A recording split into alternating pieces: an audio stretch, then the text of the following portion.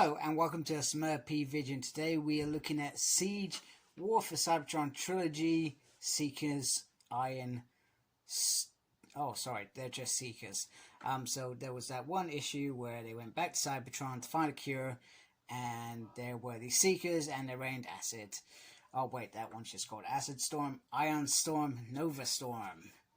Anyway, they were in the episode once, and I'm really sorry that was really bouncy, and that was it. On the side, we have the amazing Netflix picture, because this is how long ago it probably should have been released. Or was it released? I don't know. Maybe this is a re-release. I cannot remember. And, oh, maybe it's because they are just these and they were part of that series as well, that Netflix series. Anyway, here they are in their other form, and on this side, we have a nice picture of them. Sorry. We have a nice picture of them flying out. That's pretty cool. I like that. That's decent. Anyway, it's really hard to record this because it's massive. So I'm going to get them out and show you. It's like a Technicolor dream coat with these figures. They are absolutely vibrant in their colors. I absolutely do really like these colors. I'm going to do articulation only on one figure because I feel they've got the same. But let's look at them individually. So this is one, I guess if you wanted to, you could try and make like Skywarp, if you wanted to. See his head. The detail on these are phenomenal. I like you can see the different tones, like a bit of rust where they've been in a fight or damage. I love that stuff. Just turn on the back. I guess the back is the heavy part with the flappy wings. But you can put them like that, and they do kind of sit okay, or you could bring them in like that. I would have liked them if they could have made them, found a way to make them fold in as well, because I feel like Hasbro are intelligent to do things like that, and it would have been really interesting to see them. Also on the inside of this wing, you got a little Decepticon sign in there as well. It just looks really decent. And then you've got the guns. The guns can come on and you can put them in their hands, or you can put them on this smaller piece here as well if you want to go about, you know, like G1 style. Sorry, it helps if I'm actually showing you on screen. Come on, camera. You can give it a little bit of that as well if you wanted to, or you could just put them on the wings. Whatever is your preference. There's lots of options with these figures. So there is the blue one. I've forgotten what they're all called now. Here is my favorite. I like the yellow the best. Mainly because you can really see the standout sort of brownish damage on there. It's really cool. I believe they've all got very similar faces, which is a bit disappointing. Would have been nice to see some different characterisms on them, just so you can have a different perspective, I guess. And we'll see more of that damage on there when we transform them anyway. And you got the thrusters on the top as well. It's very, very simple. And here is the Hulk one. He's just green, really. He's not nothing like the Hulk. Actually, he probably is. He probably lifts up stuff like the Hulk can. It just looks, once again, I love the damage on it. Damage was always my favorite part of the Siege line, because I felt like, actually, these aren't going to always have a perfect paint job. They're in a war, for goodness sake. So getting damaged and scratched up and not repairing yourself probably was a thing back there, you know. Probably in human wars, there's people that were hurt and had to carry on for a period of time, depending on what sort of pain, etc. they were in, what sort of damage they were in. But I like these. I feel like they are really, really decent figures, especially if you are big on having some form of army. It's certainly worth getting these, in my opinion. Why is that not going in there? That seems to be a bit weird. Oh, it's because it's on a pivot, that's why. Pivot.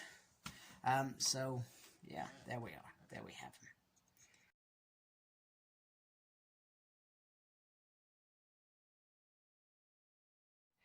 In terms of articulation, he said if you're very carefully, can go all the way around.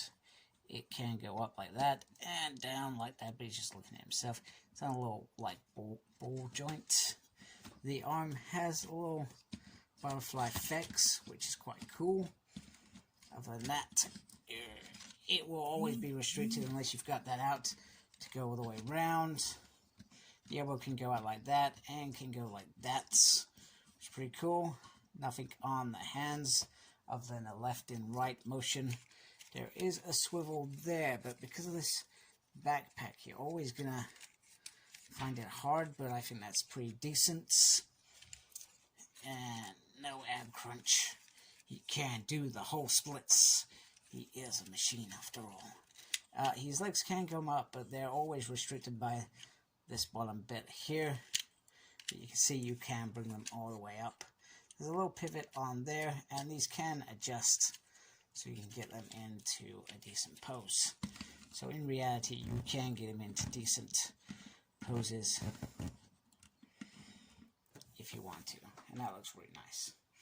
And he has the flappy wings at the end as well, which you can also bring up like that as well if you wanted to. So he can act as a, I don't know, shield or whatever. So pretty decent. There you go. The other thing I forgot to mention, which I will try and do, it doesn't always work very well. It does have the lead piping in there, which is very, very nice and really brings out his eyes. So what I did there, that's very clever indeed. Okay, so here they are in their AUT modes, and the AUT modes are very impressive. They are far from perfect, but they are impressive enough for me to be satisfied that these would look great with other Cybertronian vehicles. I guess the biggest thing is the detail is phenomenal as always.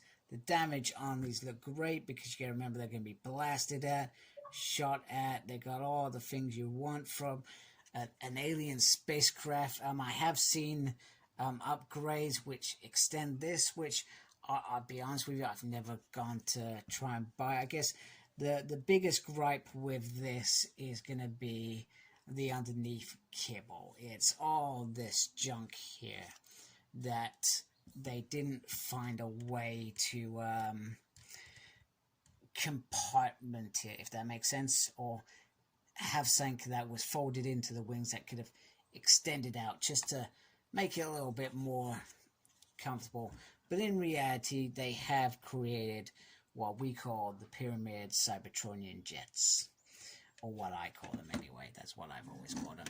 The other one, once again, I love the texture on here. It's a bit, you got a bit more black sparges on there this time around. You got Decepticon sign in there, and once again, just looks very, very stellar.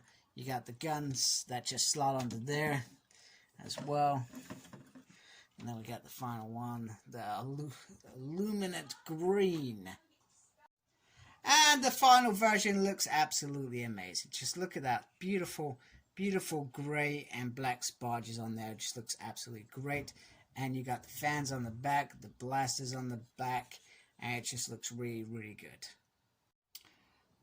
So just to wrap this video up, I would only buy these if you're a hardcore Transformer fan or Big G1 fan, or if you just wanted to army build your Decepticons. That's the only reason you are buying these. You are not buying these for nostalgia, because technically these weren't characters that were connected. They are just one episode wonders, in my opinion, nothing more. But they do look cool, and like I said, if you're army building, these work, and these would work with G1 or with Megatron's lot, or they could work with Galvatron's lot, because they have no, oh, you were killed in that movie, or whatever you want to do.